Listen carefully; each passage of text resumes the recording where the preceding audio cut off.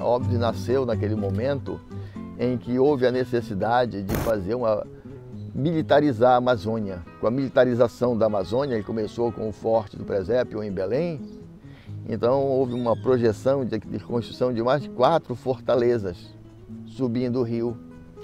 Uma seria a da aldeia dos Tapajós, mais tarde deu origem à cidade de Santarém.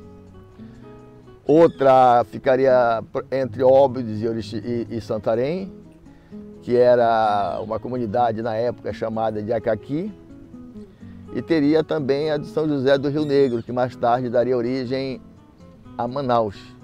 E uma que ficava em Monte Alegre. E nesta subida, no ano de 1542, quando Orellana baixou o rio Amazonas com uma comissão, explorou desde a nascente até a foz. Ao passar aqui no estreito, como era conhecido, a parte mais estreita do rio Amazonas, ele verificou que seria o local ideal para a construção de uma fortaleza.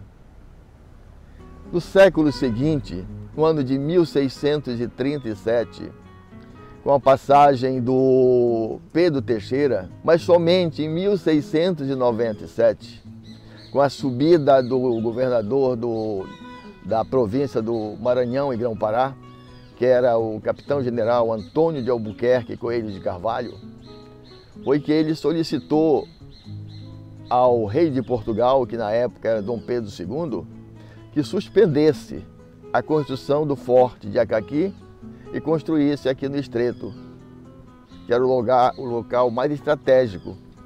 E segundo ele, o país que construísse uma fortaleza aqui no estreito teria o domínio de toda a região. Nesse momento nós tínhamos um eminente perigo de invasão por parte dos holandeses. Aí foi que no dia 26 de julho, coincidentemente, dia da festa hoje no município de Óbidos, o Antônio de Albuquerque encaminhou uma carta ao rei de Portugal solicitando esta mudança de local. E no dia 14 de novembro, esse pedido do governador foi aprovado pelo Conselho Ultramarino Português. Mas só vem ser autorizado pelo rei a mudança da construção do forte no dia 12 de dezembro do mesmo ano, 1697. Então, certamente, a construção do Forte Pauxis veio a ocorrer em 1698. E a partir daí, os portugueses, os militares, reuniram várias tribos que moravam aqui nas proximidades, entre elas a tribo dos Pauxis, para a construção da fortaleza, que quando concluída recebeu o nome de Forte dos Pauxis, em homenagem aos índios Pauxis.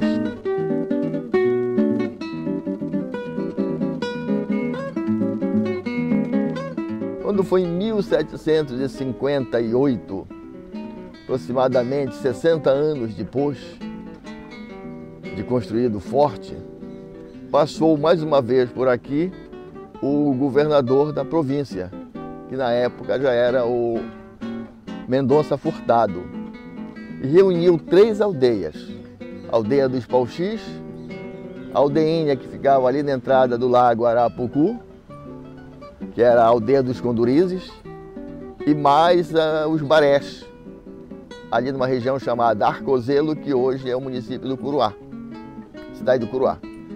Reunindo as 3 aldeias, ele aqui no local onde nós estamos, aqui nesta praça, mandou abrir uma clareira no meio da mata, plantou um pelourinho, que era o símbolo da soberania portuguesa, e aqui ele levou a tribo dos Pauxis à condição de Vila de Óbidos. E esse nome Óbidos é uma homenagem a cidade de Óbidos, lá de Portugal. Ali, pelo ano de 1909, vieram jovens de todas as partes do Pará e do Brasil servir aqui, os oficiais principalmente, e trouxeram lá do sul já essa cultura carnavalesca. E existia lá no Rio, São Paulo, vinha através das marchinhas, através dos sambas, né?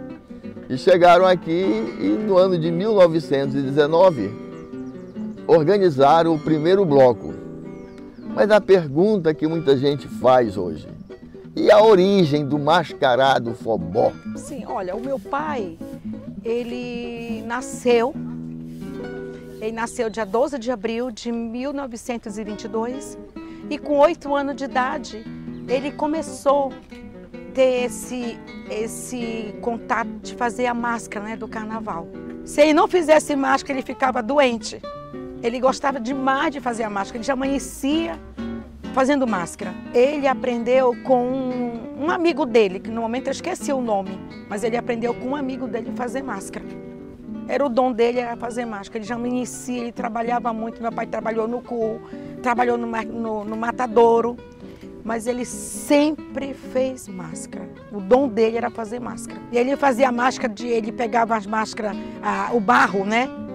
Que chama-se argila, né? Ele fazia a forma ele fazia com barro. E ele montava as formas, desmontava, pintava e vendia as máscaras. Então eu aprendi com meu pai há 10 anos. Faz 10 anos que eu aprendi com meu pai esse capacete. Eu vinha de Manaus, de férias. Ele fazia o cone, que eu mostro para você lá em casa.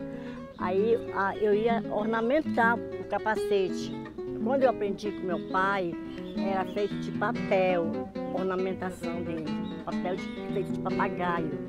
Agora, uns 3 anos atrás, eu comecei a usar esse TNT, porque ele é mais seguro, porque chove, ele não se destrói, né? Porque o papel rasgava logo todo os papéis. Todos os blocos compravam a máscara do meu pai, todos. Não tinha um bloco que não ia lá, que eram os brincantes que compravam também, né? Ele era muito conhecido, meu pai, aqui em Óbidos, por causa da máscara que ele fazia. Ele confeccionava e fazia.